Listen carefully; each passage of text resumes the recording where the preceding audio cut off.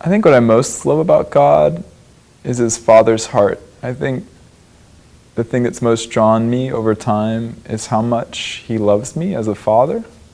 And it's not something I could really explain because, in a sense, I don't know, it's like there's not an analogy except for like watching a dad throw his kid in the air and watching the smile on the kid's face.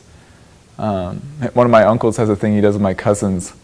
I can't do it while at a chair. It's kind of awkward, but he holds one leg and drops them down behind his legs like he's bending over, and he like holds the kid upside down behind himself and looks between his legs, and the little face comes down, of a 1.5-year-old while he's holding the foot, and they just laugh at each other, and it's hilarious. And I think, I'm not into natural theology, just making up theology from natural experiences usually, but God really is a good father. In the parable of the lost son, or the prodigal son as it's commonly known, you see, what a Jewish father was like, what God as a father was like. And even though the kid messed up and, basically wished death upon his dad, he said, I want your inheritance, which is like saying, hey, would you please die now so I could get my money?